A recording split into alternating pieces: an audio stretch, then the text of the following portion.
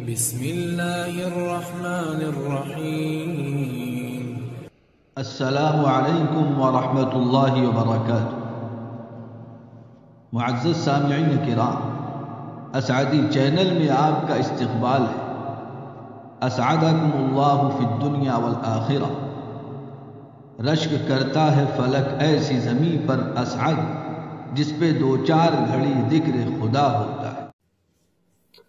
الحمد للہ والصلاة والسلام علی نبیہ محمد وآلہ وصحبہ اجمعین، اما بعد۔ اسعدی کیلنڈر پیش خدمت 27 صفر المظفر 1447 ہجری مطابق 22 اگست 2025 عیسوی بروز جمعہ۔ موجودہ حالات میں مسلمانوں کے لیے 3 اہم باتیں الحضرت مولانا خالد سیف اللہ رحمانی صاحب متضل علیہ۔ آپ صلی اللہ علیہ وسلم نے فرمایا، ایک وقت آئے گا کہ قومیں تم پر اس طرح ٹوٹ پڑیں گی جیسے کھانے والے دسترخوان پر گرتے ہیں۔ صحابہ رضی اللہ عنہم اجمعین نے عرض کیا، کیا اس وقت ہم تعداد میں کم ہوں گے؟ آپ صلی اللہ علیہ وسلم نے فرمایا، تم اس وقت بڑی تعداد میں ہو گے، لیکن تمہارے اندر وہن پیدا ہو جائے گا۔ صحابہ رضی اللہ تعالیٰ عنہم اجمعین نے دریافت کیا، وہن کیا شے ہے؟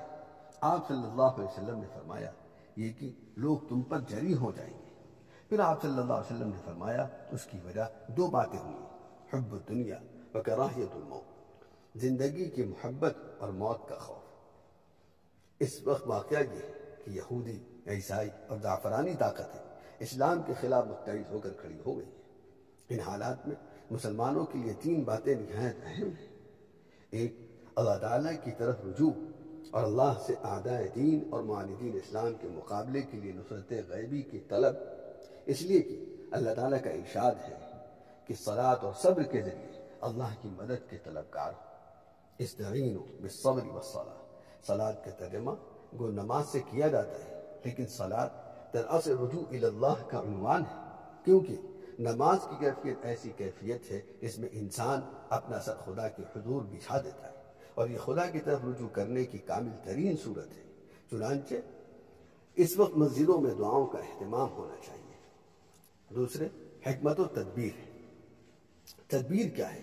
عقل کو جذبات پر اور ہوش کو جوش پر غالب رکھنے کا نام۔ غالباً اسی کو قرآن نے صبر سے تعبیر کیا ہے، اور اسی کو حدیث میں فراست ایمانی کہا گیا ہے۔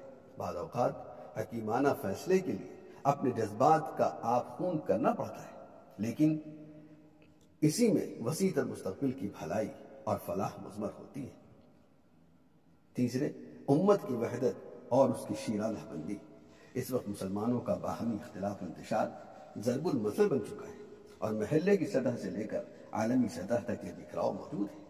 اگر اس وقت عالم اسلام متحد ہوتا تو مغربی طاقتوں کے لیے ایسی بے دلیل و حجت ستم انگیزی کی شاید جرأت نہ ہوتی۔ خود ہم ہندوستان کے حالات دیکھیں کہ ایک طرف فرقہ پرست طاقتیں مسلم درسگاہوں اور تحریکات کے گرد اپنا گھیرا تنگ کر رہی ہیں، اور صہیونی اور صلیبی طاقتوں سے ان کا ربط مضبوط تر ہوتا جا رہا ہے، اور دوسری طرف ہم اپنے فروعی وسائل میں مناظرے کی مجلسیں گرم کر رہے ہیں اور ایک دوسرے کی تذلیل و تحقیر کی مہم چلا رہے ہیں۔ یہ نہایت ہی افسوسناک صورتحال ہے، اور ہماری فراست ایمانی اور غیرت اسلامی کے لیے کھلا ہوا چیلنج ہے۔ گو حالات بہت ابتر ہیں، لیکن اسلام بارہا ایسی ابتلاؤں اور آزمائشوں کا مقابلہ کر چکا ہے، اور یقین ہے کہ اعداء دین کسی قدر بھی ظلم و تعدی اور فریب و اعجازی کی راہ اختیار کریں، وہ حق اور راستی کے چراغ کو بجھا نہ پائیں گے، اور یہ نور اپنے اوج کمال کو پہنچ کر ہی رہے گا۔ واللہ متم نورہ ولو کرہ الکافرون۔